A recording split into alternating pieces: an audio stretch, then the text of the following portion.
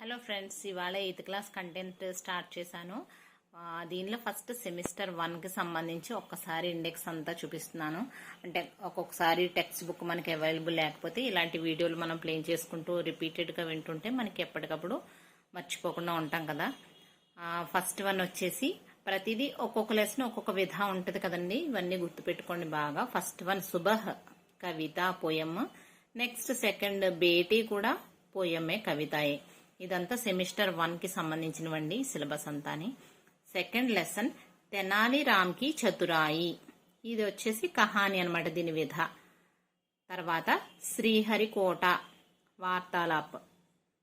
Next మై కౌన్ పఠన్ హేతు పహేలియా, ఇది మై కౌన్. నెక్స్ట్ ఫోర్త్ లెసన్ వచ్చి గీత్. ఇక్కడ తెలిసిపోతుంది కదా, దిస్ ఈజ్ ఏ పోయం, కవిత అనమాట. నెక్స్ట్ కాగజ్ కి థైలీ పఠన్ హేతు, కార్యకలాప యాక్టివిటీ అనమాట. కూడేదా నెక్స్ట్ లెసన్, ఫిఫ్త్ లెసన్ ఆత్మకథ. జరా ముస్కురాయియే పఠన్ హేతు చుట్కులే. సిక్స్త్ వన్ లెటర్ రైటింగ్, మిత్రకో పత్రలేఖన్. ఇది వచ్చేసండి సెమిస్టర్ 1కి సంబంధించిన ఇండెక్స్ అనమాట. మొత్తం 6 లెసన్స్ ఇచ్చాడు. ఆఫ్టర్ దాట్ ఫస్ట్ లెసన్కి వచ్చేసాము, సుబహ్ అనమాట, పోయం కవిత. మనం ప్రతి పాయింట్ పిన్ టు పిన్ గుర్తుపెట్టుకోవాలండి. కంటెంట్కి వచ్చేసి ఆ టెక్స్ట్ బుక్లో పిక్చర్లో లైన్ టు లైన్ ఏ ఉన్నాయో అన్నీ కూడా మనం బాగా అబ్జర్వ్ చేస్తూ చదవాలి. ఏ చిన్న పాయింట్ కూడా వదిలిపెట్టకూడదు, ప్రతిదీ చదవాలి. సో చదివింది మళ్ళీ మనం రిపీటెడ్గా ఇలా వింటూ చూసుకుంటూ ఉండాలి. మళ్ళీ మళ్ళీ రివిజన్ జరుగుతూనే ఉండాలి. లేదంటే మనం ఒక సబ్జెక్ట్ నుంచి ఇంకో సబ్జెక్ట్కి వెళ్ళేలోగా కన్ఫ్యూజ్ అయిపోతూ ఉంటాం అనమాట. సరే, లెట్స్ వాచ్. సుబహ్ ఫస్ట్ లెసన్ కదా, సోచియే బోలియే. పిక్చర్ బాగా చూడండి, అబ్జర్వ్ చేయండి. ఇంతమంది ఉన్నారు, ఒక్కొక్కళ్ళు ఒక్కొక్క వర్క్ చేస్తున్నారు. ఎవరు ఏం చేస్తున్నారు అనేది మనకి మైండ్లో ఉండాలి కంపల్సరీ. అక్కడ యానిమల్స్ ఏమున్నాయి, బర్డ్స్ ఉన్నాయా, పిల్లలు ఉన్నారా, ప్రతిదీ గుర్తు పెట్టుకోండి. చూడండి, ఇక్కడ స్కూల్కి వెళ్తున్నారు పిల్లలు, ఒక పాప కాలేజ్కి వెళ్తుంది. నెక్స్ట్ ఇక్కడ లేడీస్ వర్క్ చేస్తున్నారు, ఒక కవ్వు అండ్ దూడ ఉంది, లేడీ ముగ్గు పెడుతుంది. ఇవన్నీ పిక్చర్ అంతా బాగా నోటీస్ చేయండి. నెక్స్ట్ దంచుతున్నారు, ఫార్మర్ ఉన్నారు, ఒక ఫిషర్ మ్యాన్, ఇలా ప్రతిదీ చూసుకోండి ఒకసారి టెక్స్ట్ బుక్. నెక్స్ట్ క్వశ్చన్, చిత్రమే క్యా క్యా దిఖాయి దే రహా హై. చూసారు కదా, పిక్చర్ లో ఏమేమి ఉన్నాయని అడుగుతున్నారు. ఇక్కడ మనకి టెక్స్ట్ బుక్ కాబట్టి మనం పిక్చర్ చూసుకుని వెంటనే చెప్పేస్తాం.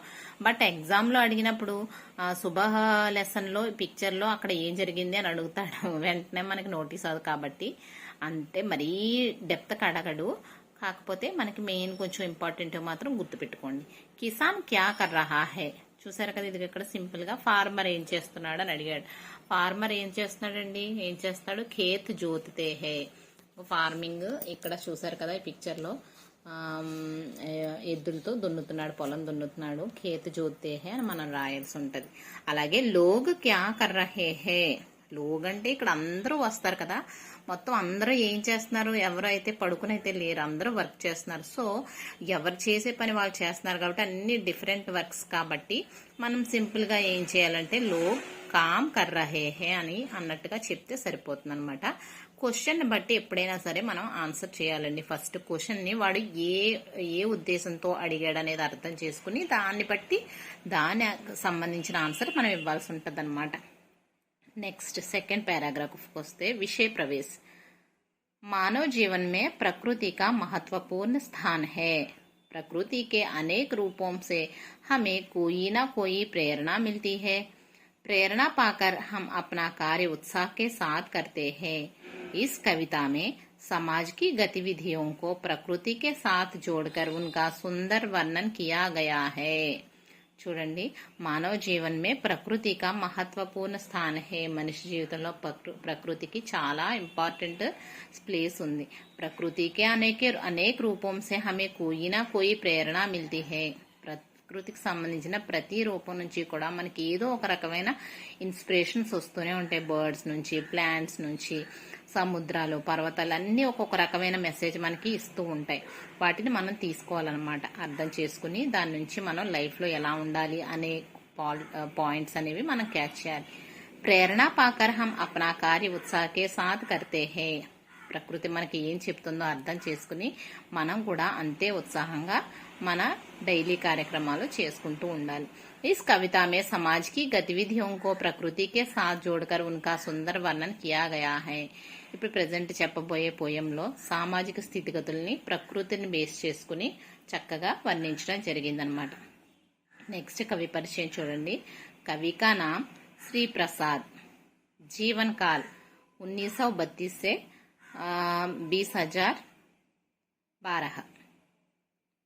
2012. प्रमुख कृतियां मेरा साथी घोड़ा, खिड़की से सूरज आदि. ఈయనకి ఫేమస్ రచనలు ఇవి రెండునండి. మేరా సాథీ గోడా, ఇక్కడ కూడా చూడండి సాథీ అంటే ఫ్రెండ్ కదా, గోడా పుల్లింగ్, సో మేరా సాథీ గోడా. కిడికీకే సూరజ్, ఖిడికీ సే సూరజ్, సన్ ఫ్రమ్ విండో అన్నమాట. ప్రాప్త పురస్కార్, ఈయనకి వచ్చిన ప్రైజెస్ ఏంటండి? బాల్ సాహిత్య, భారతీ సమ్మాన్ ఆది.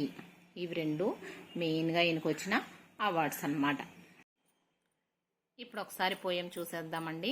ఈ పోయం శ్రీప్రసాద్ గారు రచించిన సుబహ పోయం గురించి రిపీటెడ్ గా ప్లే చేసుకుంటూ వింటూ ఉండండి. ఏదైనా వర్క్ చేస్తున్నప్పుడు ఇలాంటి వీడియోలు పక్కన మనం ప్లేలో పెట్టుకుంటే అవి అలా రివైజ్ అవుతూ ఉంటాయి మన మైండ్ లో వింటూ వింటూ వింటూ. సో ఇలాంటివి కూడా మీరు టైం వేస్ట్ చేసుకోవద్దు. ఎప్పుడన్నా చదవడానికి అవకాశం లేనప్పుడు ఇలాంటివి ప్లే చేసుకుంటూ ఉండండి.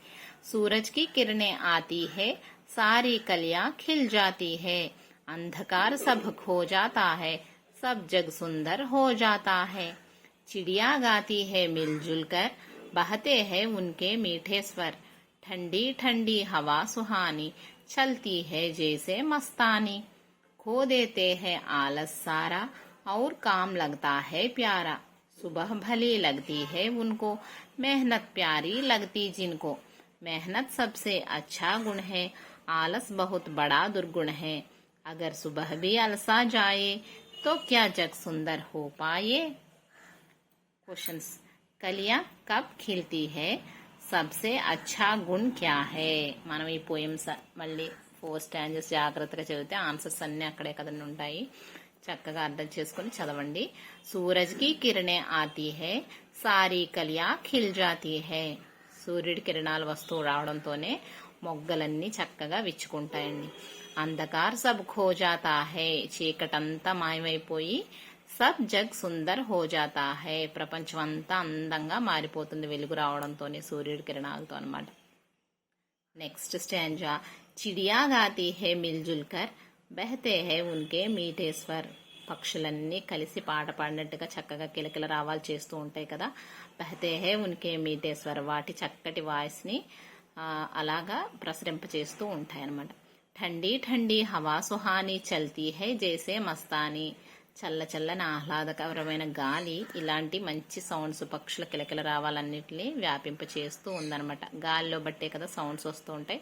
ఆ మస్తీ అంటే ఆ హ్యాపీనెస్ అంతటిని గాలి చక్కగా వ్యాపింప చేస్తుంది.